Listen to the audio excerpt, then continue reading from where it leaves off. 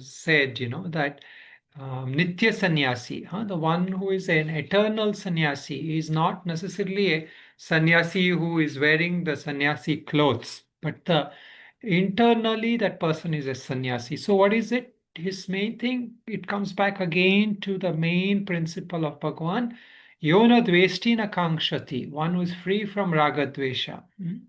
So Raga Dvesha in everything. So this is something we can ask ourselves. Am I aware of my likes and dislikes and how they condition my choices and decisions in life?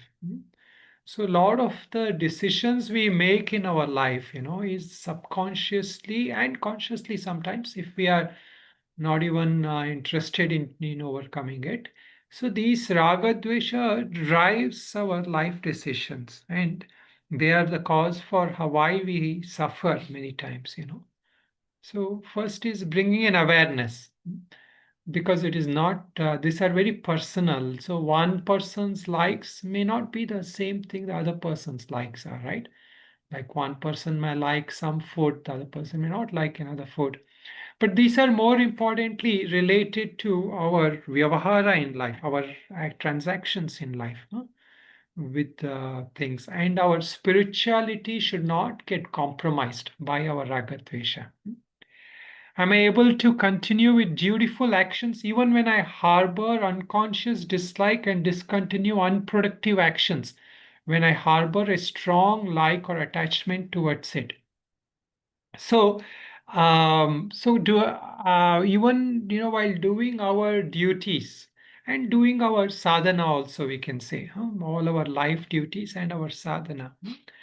So we should be able to continue with our duties and sadhana. Like if sometimes, like some people come here or anywhere, you go to an ashram or somewhere, and something you may not enjoy or like. There, something there may not suit you. But still, similarly, when we are following our spiritual life, there will be some things, like something we may not be completely, pleasant or comfortable with. But we have a higher purpose, so we have to continue with that. And similarly, we should not we should discontinue unproductive actions.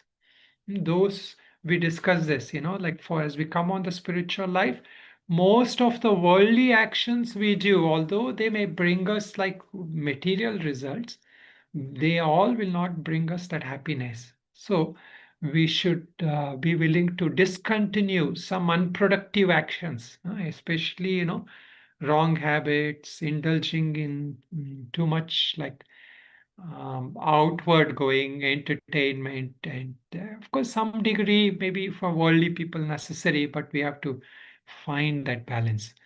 How can I learn to function with interest but without attachment? So this is the key principle of karma yoga.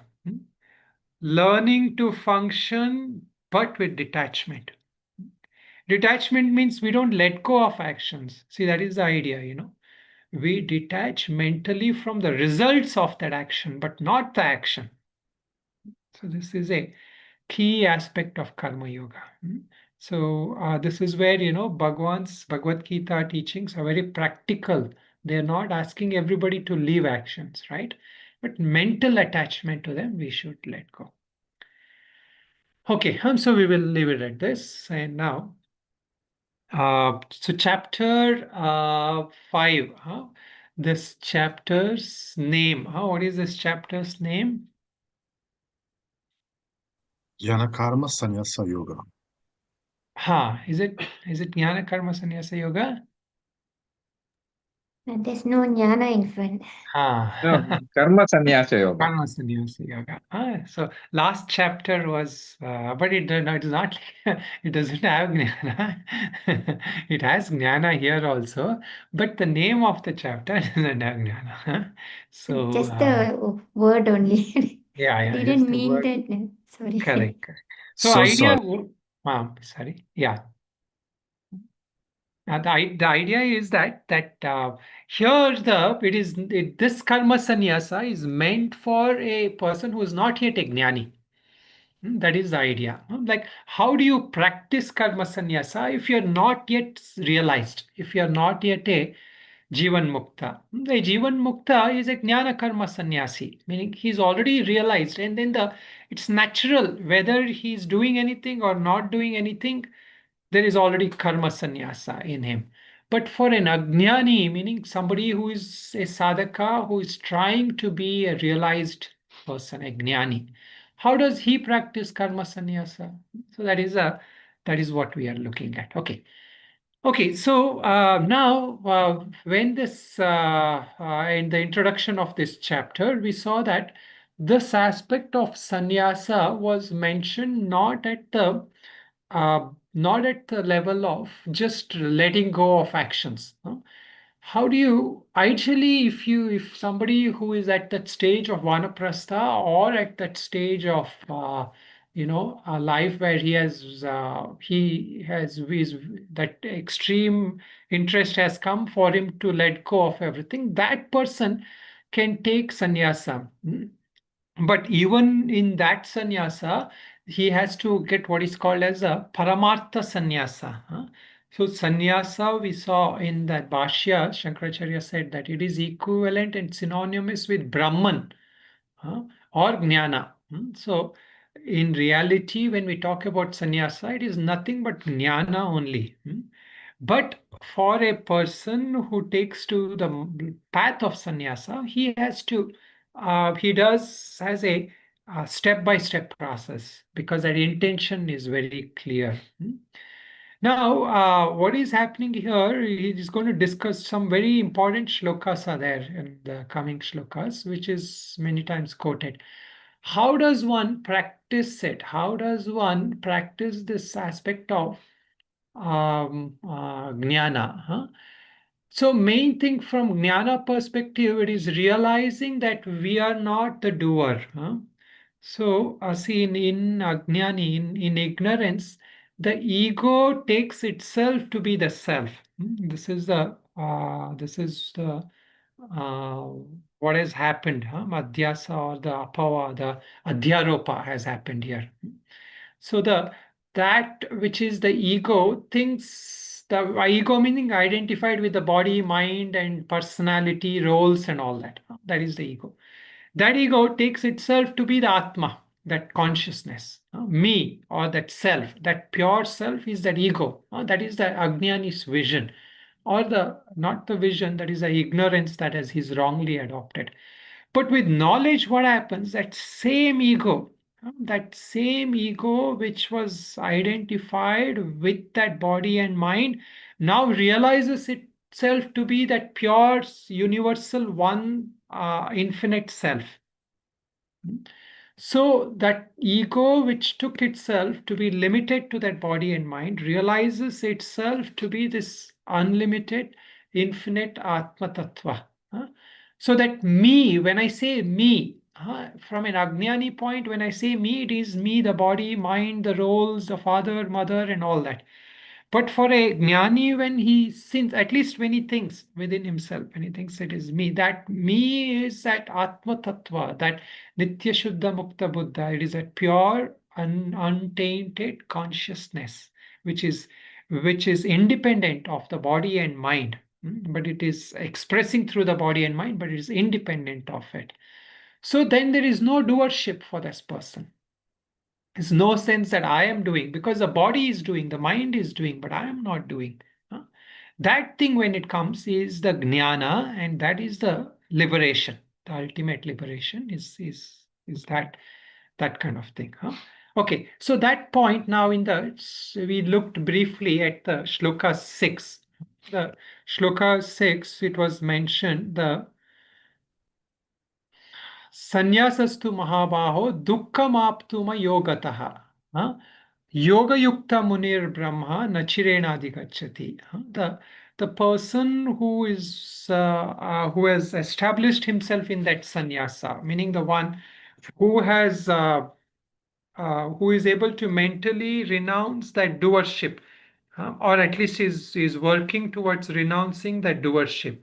Such a person, what happens? He becomes free from he becomes free from that dukkham, the ayogataha, meaning he separates himself with the uh, from that dukkha. But here actually, sannyasastu mahabaho. No, dukkha. It is hard. It is hard to attain without that yoga. So what yoga he is talking about? He's talking about the karma yoga.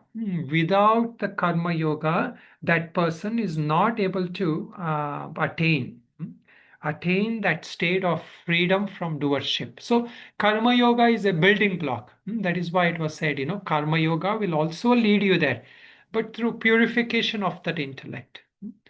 So when we do karma yoga, we are letting go of that results. However, we have to understand one, because these words are coming. So we may say, what is the difference? Sometimes we say karma yoga, sometimes we say karma sannyasa. So karma yoga, as we know, is that freedom from that sense of attachment to results. But the karma yogi is also working towards being free from the sense of doership. However, in karma sannyasa, that is the main focus. In karma sannyasa, being free from that sense of doership is the main focus. So now the question will come. So a karma yogi is working towards that aspect of karma sannyasa. But is a karma sannyasi also a karma yogi? So this is a point. What do you all think? So there is two aspects here. One is a karma yogi is trying to attain to that science of karma sannyasa so that knowledge is established. But for one who is trying to establish in karma sannyasa, is he also a karma yogi or is he just a karma sannyasi?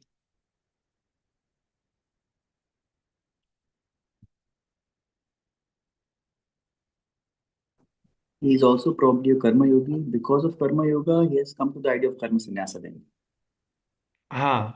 That is a good point. But what about the karma yogi? Why is he not a karma sannyasi? Is it because he's trying to relinquish this bhoktitva, but karma sannyasi is trying to give doership itself? So, what's the last part? Karma sannyasi is trying to give doership itself, whereas karma yogi is trying to get detached from the result right now. If doership is there in the head, result is we are trying to give a bhoktitva, we are trying to relinquish karma yogi. Yes. Karma sannyasa, doership. So, Anybody else? Anything? So, so see an example, worldly example, if you take, a person who is a social worker, a social worker is doing things and they're not looking for results, meaning at least not like the way, But can we say a social worker is free from that sense of doership? No? So, because see, if somebody says to them, your work is so bad, your thing is, they will sue that person or something, right? Meaning, maybe they're not, but that sense of doership is still there. So, that point he mentioned is correct. That idea is that the karma yogi is trying to first attain that purification by relinquishing that results, but the doership is not relinquished. So what is missing for him to relinquish doership? Why does that person, he is very pure, right? He's not getting results and still he or she is doing things. So what is missing in that person to relinquish doership? What more he has to do or gain? Jnana. Jnana is missing. So, see, relinquishing results can be a practice. We can practice doing that. Okay, I will do this, I will do that. I will not expect anything and do. That is a shuddhi, chitta shuddhi will come through that. But jnana is missing. So, doership cannot be relinquished by practice. Of course, the jnana practice we are doing, but it is not like a worldly practice. I do some very special yoga or some very I do very special philanthropy work or anything. But without knowledge, I will not relinquish doership, because that ego is not willing to let go unless it realizes that I am that pure Atma, that self. That ego will be willing to let go of bhoktritva, but that it can become a pure ego. But the relinquishing of that ego requires wisdom and knowledge. So that is where we are trying to distinguish here between that point and the understanding now we have got with this point, that Sankhya and Yoga.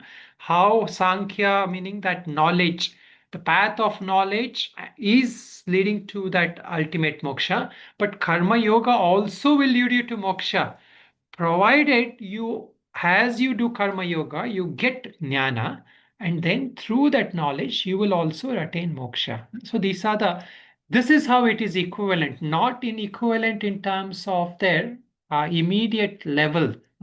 They're equivalent in that sense of ultimate goal. But the steps are more in Karma Yoga. There is one additional step. Okay. All right. So now let us look at these shlokas.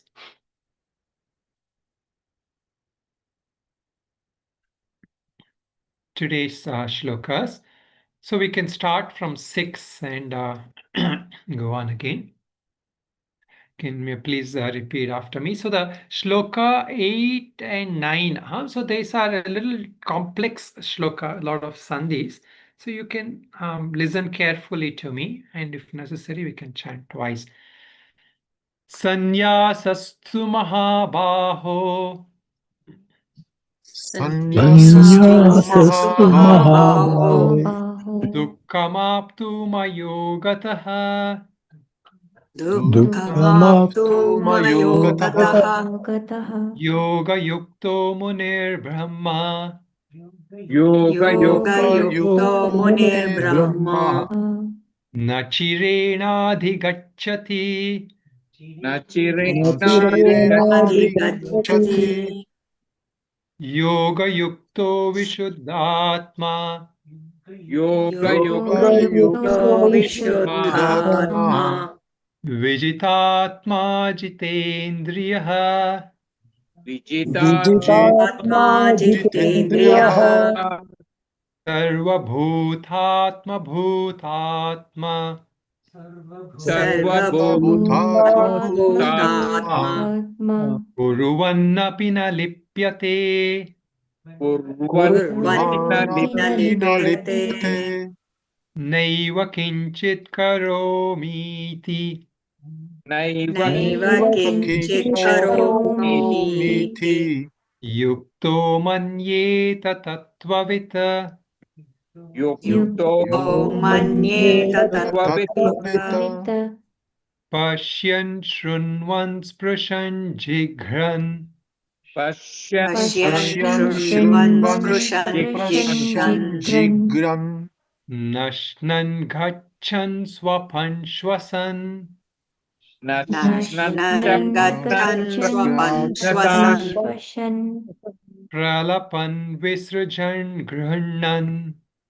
Pralapan visrujan grhannan.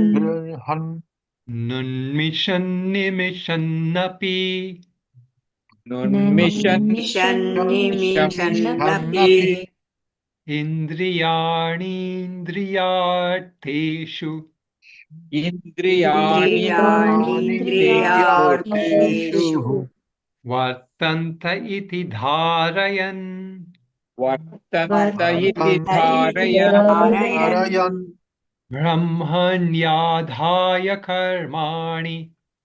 Brahmanyadhaya karmani. Sangham tyaktva karoti yaha. Sangham tyaktva karoti yaha. Lipyate na sapapena. Lipyate na sapapena. Padmapatra mimambasa. Padmapatramivambasa.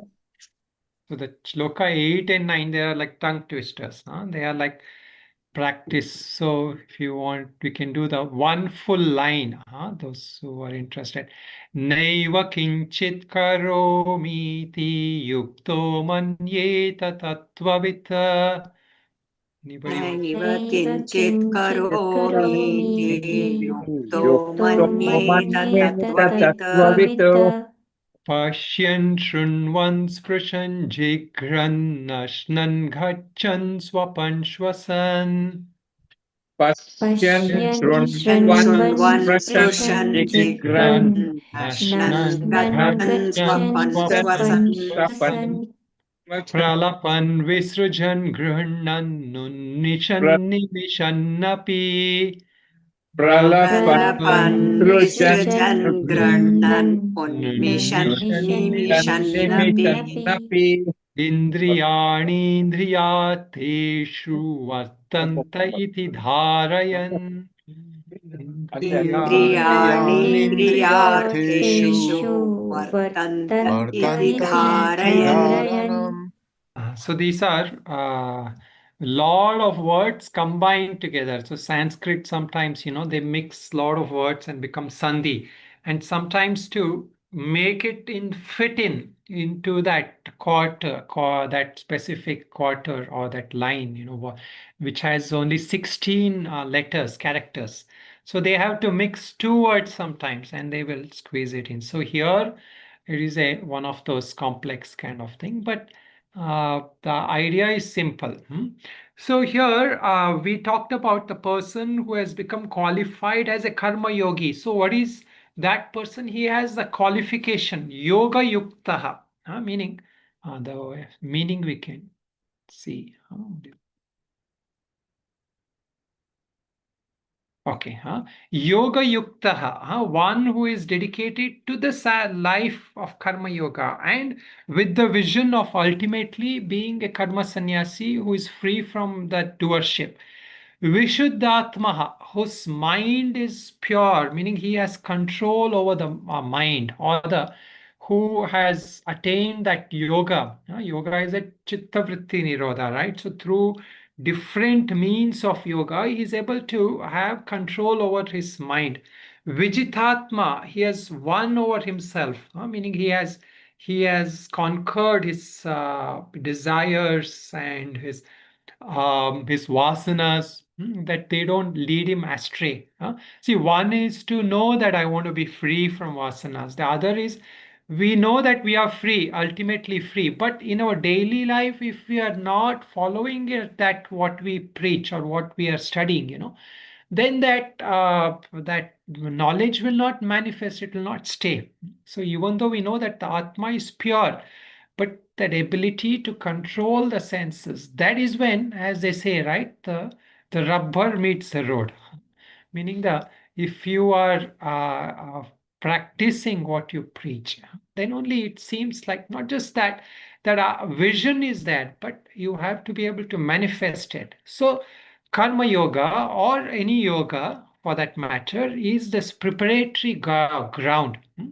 It prepares you by trying to get control over your mind, senses, and our own desires and all that.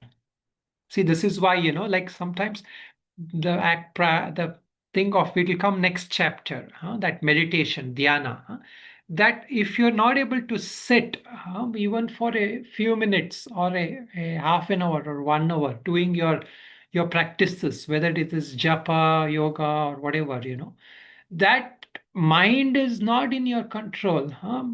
Because if you're just going and doing things, moving restlessly, then you're not conquered those senses. And that senses which you're not conquered will trouble the mind and not allow it to establish itself in the wisdom.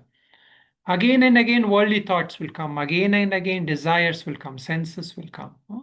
So the knowledge becomes very theoretical for such a person. Sarva Bhutatma Bhutatma.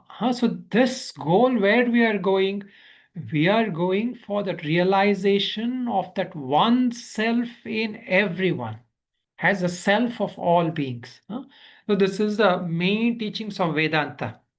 What Vedanta is telling us is that there is one consciousness. It is not like you have one consciousness, I have one consciousness. Of course, at the relative level, we call there is a reflected consciousness.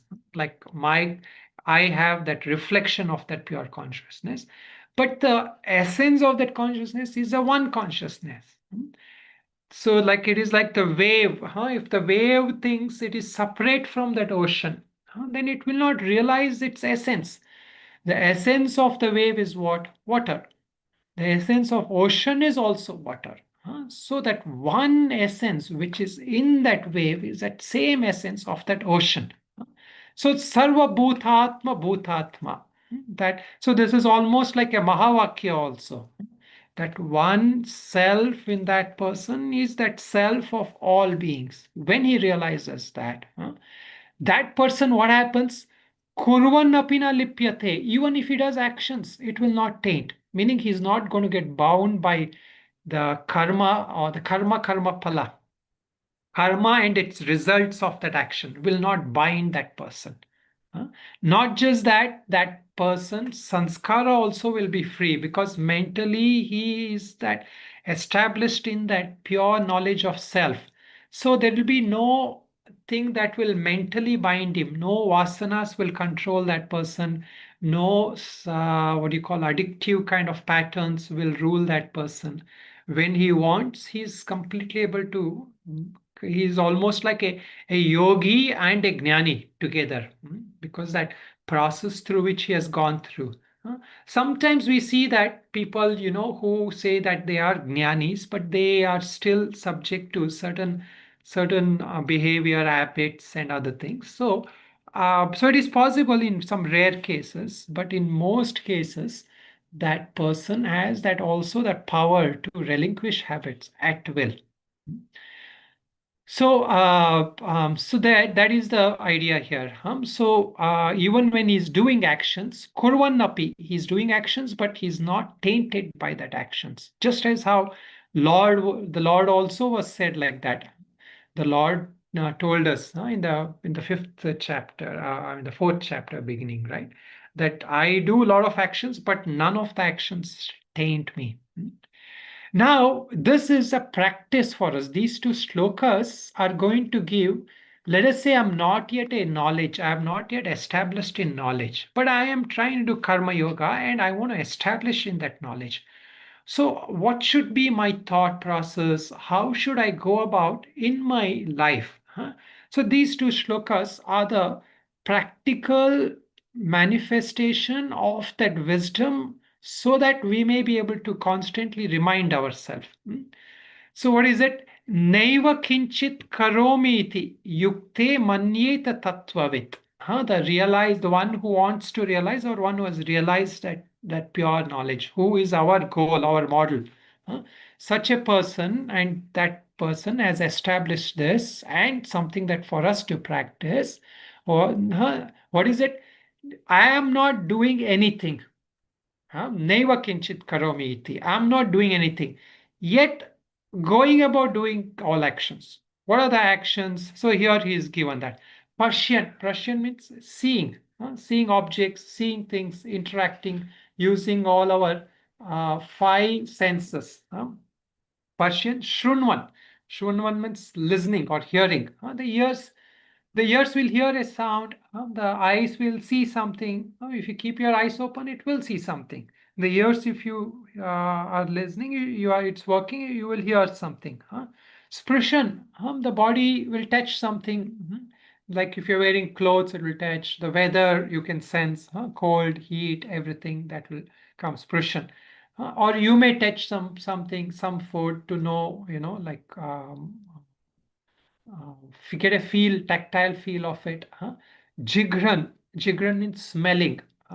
You smell something. Ashnan is eating. For the sustenance of the body, you have to go about eating. That it's not like that Jnani is not eating, right? He's going about doing whatever he's doing, eating. Then Ashnan, Gachan. Gachan, going, meaning like moving about, walking about, wherever you're doing. Swapan literally means dreaming, but we can take it as sleeping. Person goes to sleep. Shwasan. So see, actually, when you are sleeping and you're breathing, you're not aware. You don't have that sense. Even when normally also we don't have that sense. We are breathing, right? Breathing happens naturally. So just as how breathing is happening and we don't necessarily carry that sense of I am doing the breathing, all activities we go about doing in our life, that has to be like just like that. Or like how when we are sleeping, when we are sleeping, other activities are happening in the body, right? Blood circulation, digestion, everything. But we don't have a sense I'm doing that. The ego will not at that time say in the sleep that, oh, I am doing this, right? It happens, all that is happening. So all this that is happening, and then pralapan. Pralapan means like speaking or talking. You are interacting. You are using your karmendriya. Speech is one of the karmendriya. And then letting go, meaning elimination. Our excretion and all that we do, right?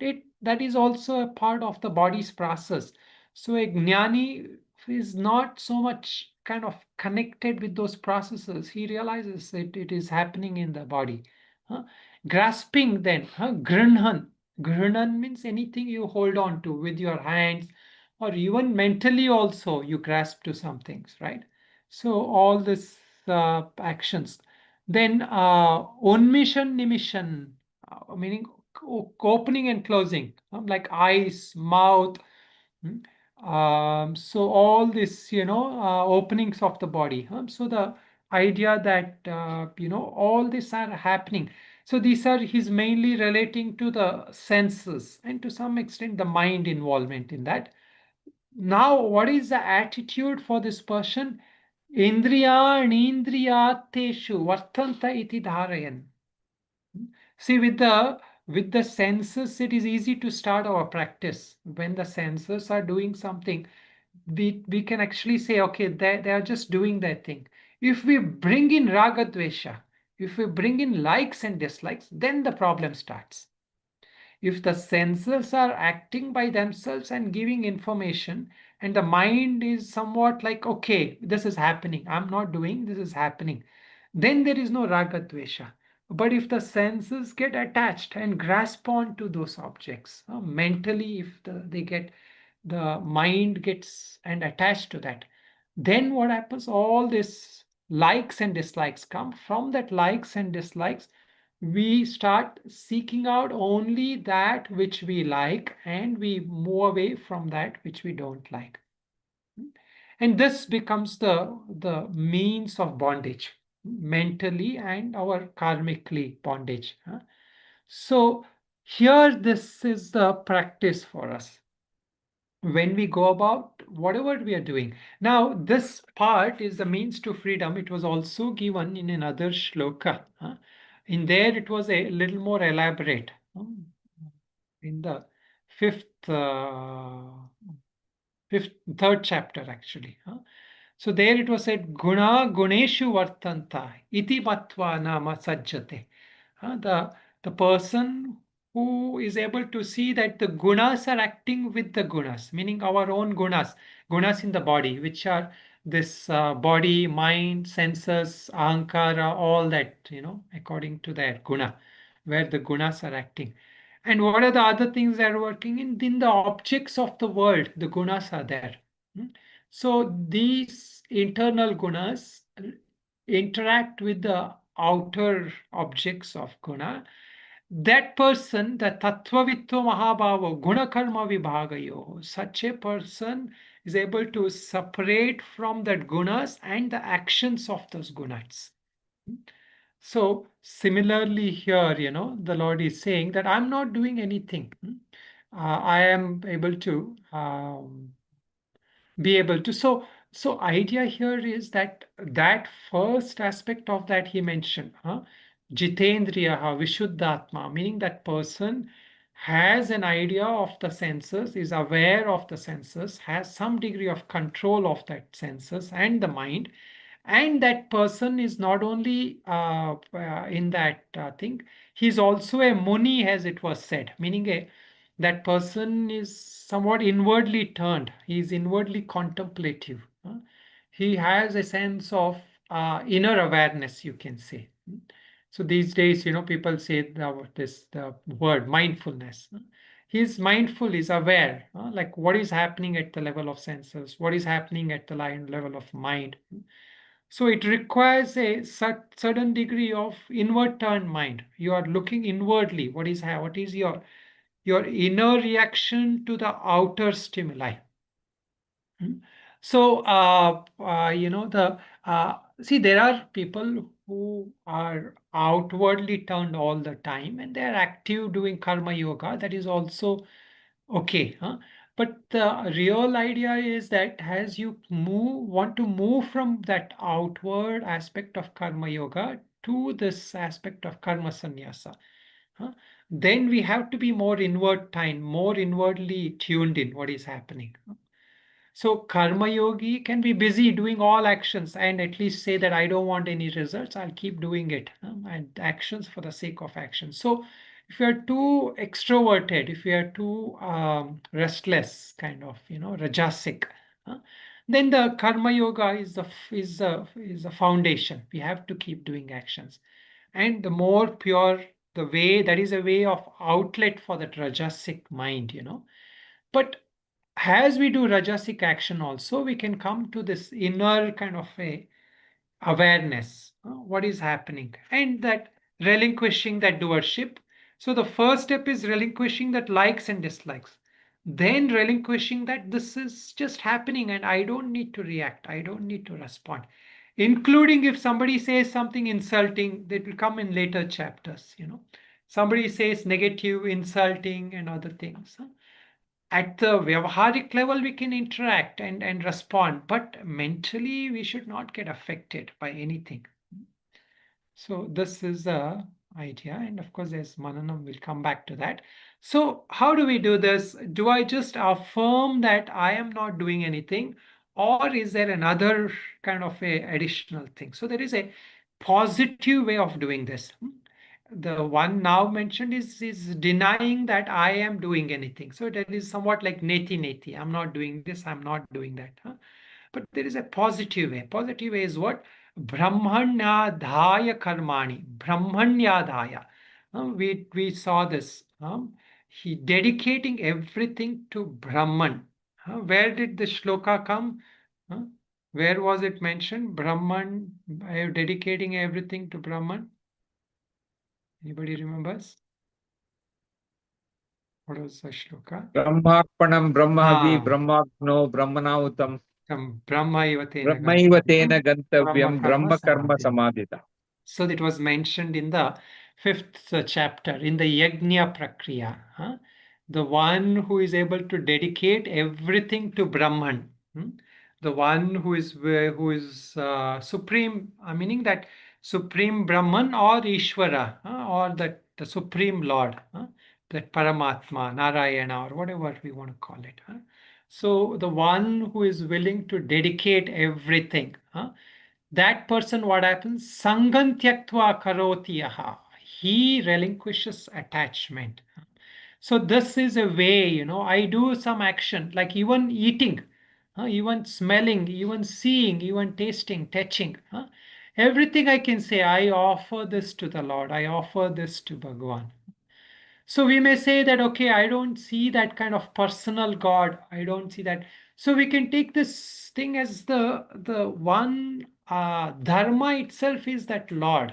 That dharma meaning that nature, that what is upholding this nature, what we are perceiving, everything. That itself is this manifestation of Bhagavan.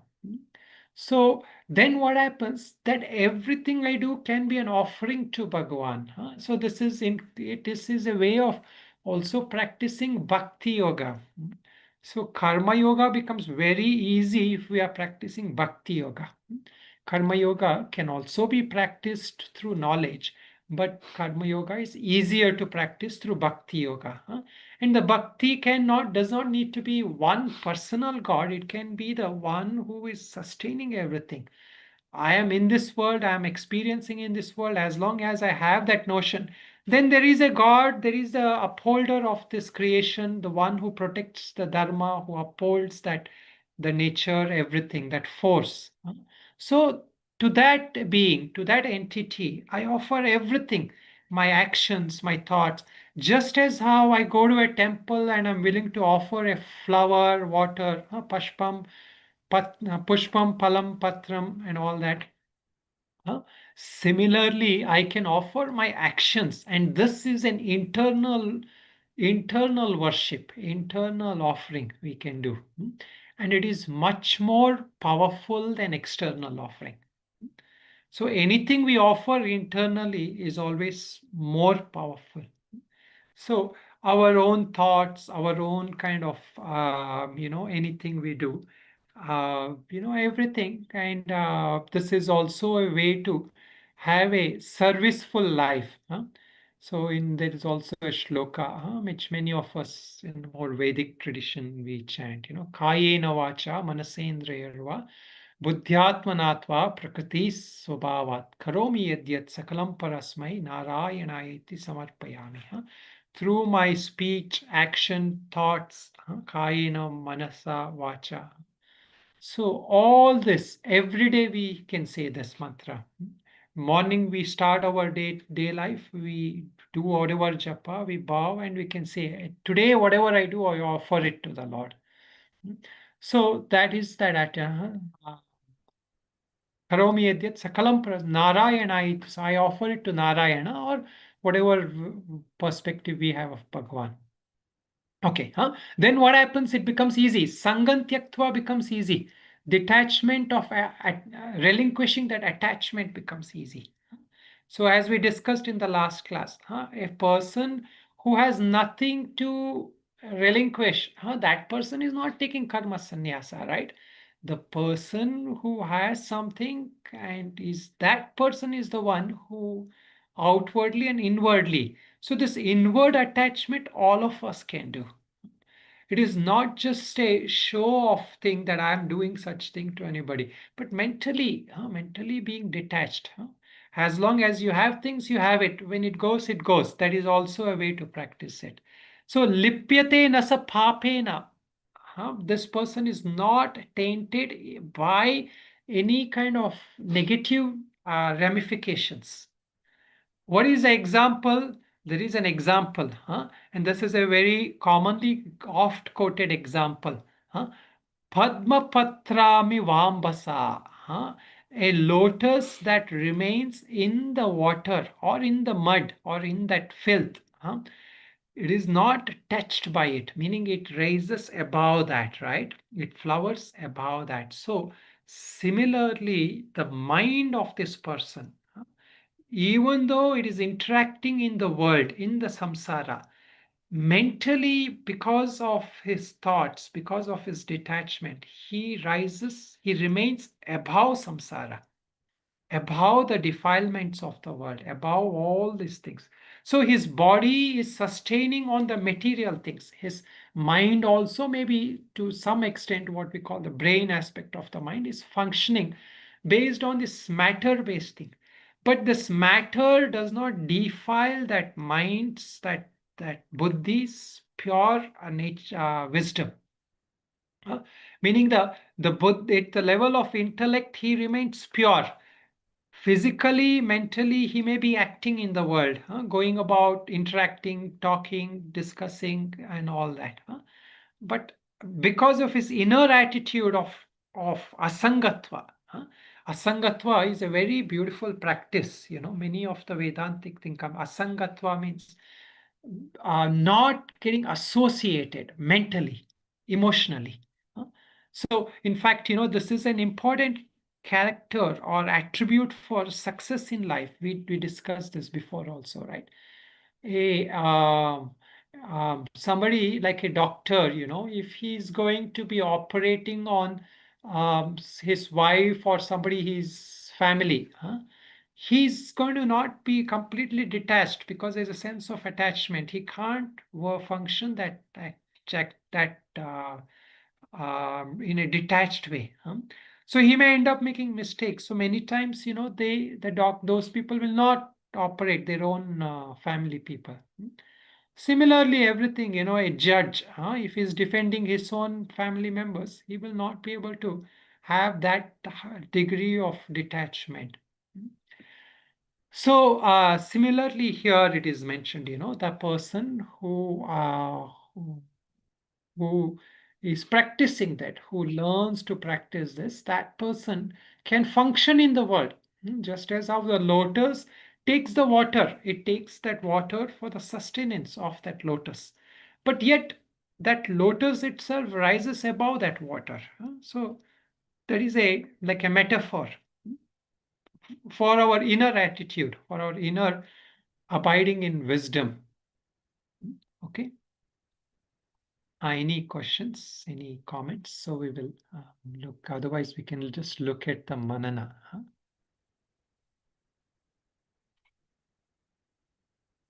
Okay. So here, based on this shloka, the mananam is, how can I learn to function in this world without being identified with various actions? So we can expand these actions, like, such as, I do cooking, or I do work on computer, I go to office, or even that actions I do, such as puja, sadhana, everything. These actions, if I have the sense I am doing, then that attachment will come to them. Can I create a space between the operations of my sense organs and my detached awareness of them? So this is what the practice of mindfulness is.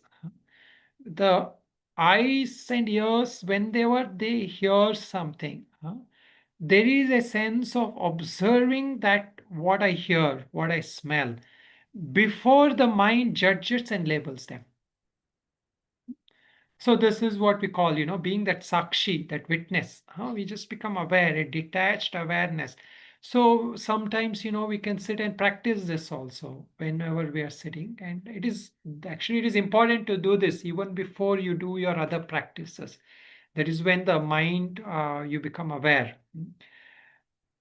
And similarly, or can I observe that there is a sense of I am followed by the subsequent arising sense of I am the doer. So that pure awareness, this is that jnata which we discussed also in Kenopanishad. That knowingness is there, that knowing awareness is there all the time. As I am. But when that, because of the mind's habituation and conditioning, what happens? It says, I am the doer. That sense of doer-ship will keep coming. Can I cultivate the lived knowledge that what I see is a neutral object until I become the seer who has a positive and negative mental reaction to it? So the first thing is what we say. The knowing is at the first thing. I hear something. That time there is no Raaga Dvesha. There is no attachment and aversion.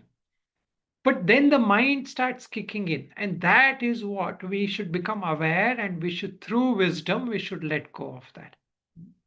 So continuous being aware that these things keep kicking in. And then they taint our experience. Can I observe this in my daily life while noticing how each of this mere seeing versus prejudice seeing leave a different impression on the mind? So all of you should actually practice this manana. This is, a practical way to apply these teachings, and especially these shlokas are already practical. Okay, we can all benefit by learning the art of holding on to our self-awareness as we go about our daily activities. It is a means to do all our work and face all our experiences without getting unduly excited or stressed. There is ever a choice within us as to how much we get personally identified and invested in our activities. And even if we do get identified with all our works, how fast can we withdraw back to our natural peaceful state of beingness? So initially, it is not like we are completely, just being a witness and walking around. We do get involved, But mentally, how fast can we come back to that awareness? How fast can we abide in that self? Okay, huh? So all of you look at this. Anybody has any question, comments? Swamiji, I have just a question, yes, just to clarify chapter 4 and chapter 5, the title. Like for Jnana Karma Sannyasa Yoga, it's wisdom-based internal renunciation of doer-ship. Yeah. And for Karma Sannyasa Yoga, it's like action-based, relinquishing the desires and the doer-ship. Yeah. Is that the difference? Yeah. At one level, that is how it is. Idea is that a karma sannyasi is working towards relinquishing actions by practicing it.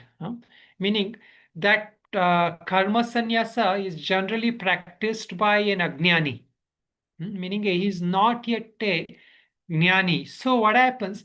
He tries to somewhat withdraw externally or internally from actions, meaning he's on the what we call he's practicing the nivritti marga, trying to not get too attached mentally or physically from actions.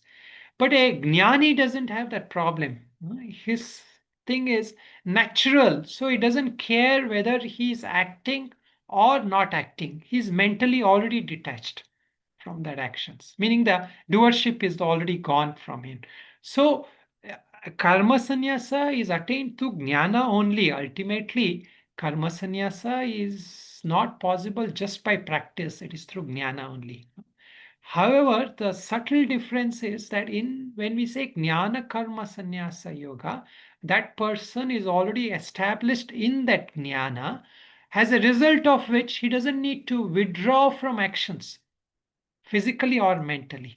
But a person who is ignorant, like how I'm saying now, when you are practicing, you need a little space, meaning even you are practicing, I'm not doing this talking or I'm not doing this. So there needs to be a little bit inward turned mind which practices that. So there's a little bit of practice involved here also when we say karma sannyasa. Guruji, I have a question. Yeah, Jaya, tell me. Yeah. So you were saying about when we were reading the Mandanam, I think Yeah. you were saying that, when I'm thinking about, when I'm absorbing something, information that is coming in, first, Yes. before the mind kicks in, when it's Yes. just the information, once the mind kicks in, it starts classifying it, whether Correct. it's good.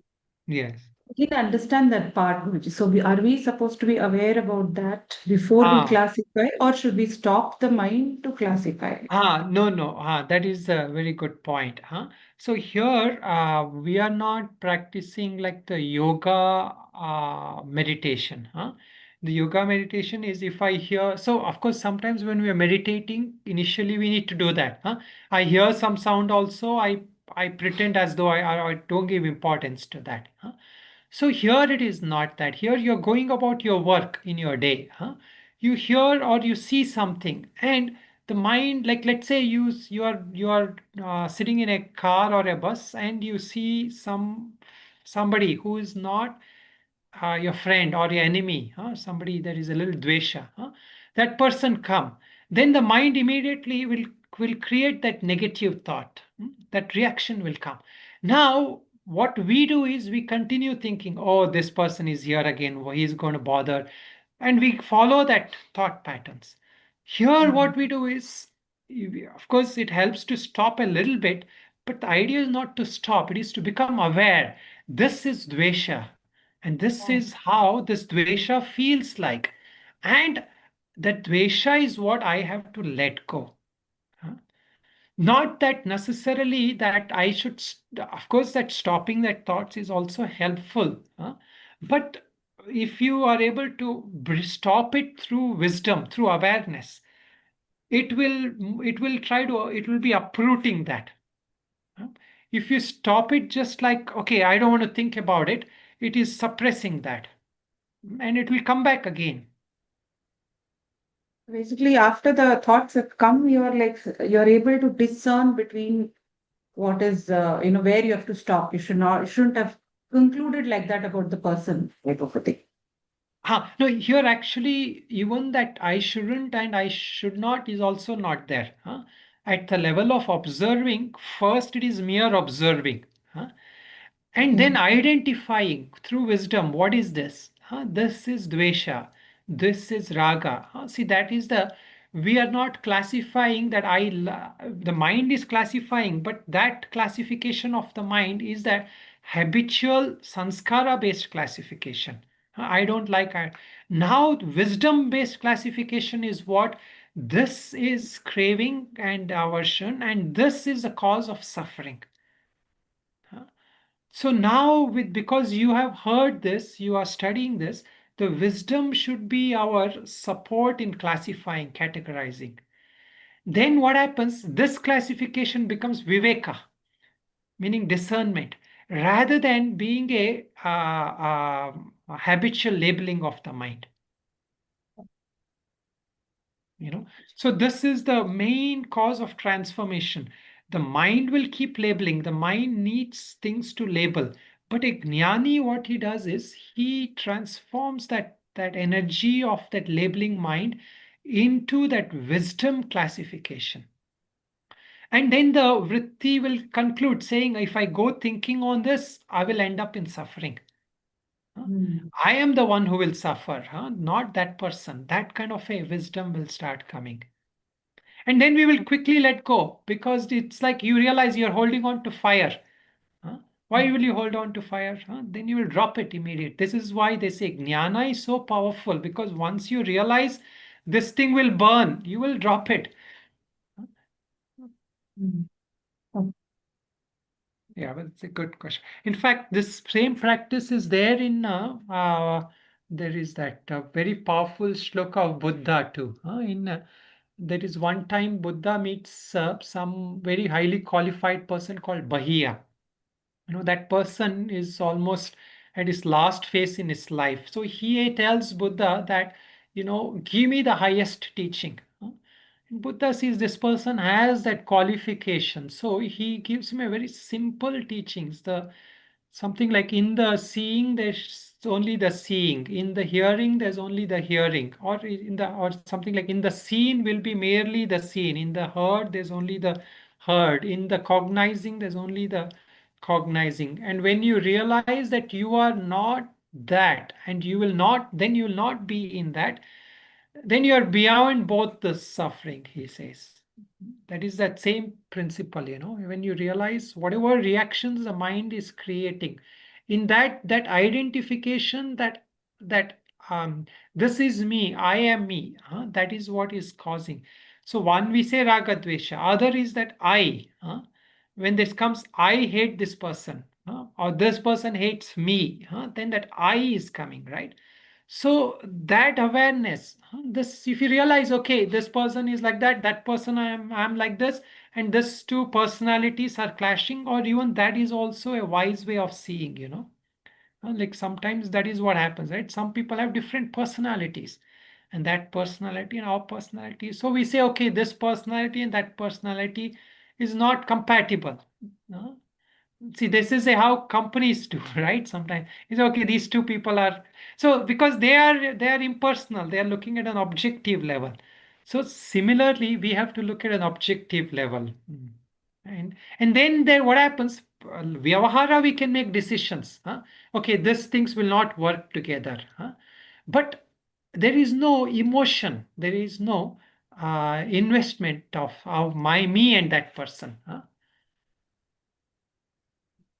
Thank In you, fact, Guruji. relationships, that they say, relationships also are processed that way. When you are able to look at relationships and say, okay, this is the interaction between this person and that person, then that karmic energy also will get disinvested when there is no self that we invest in.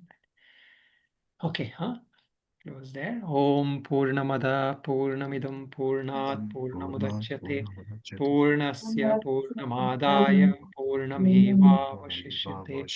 Om Shanti Shanti. Om Namo Narayana.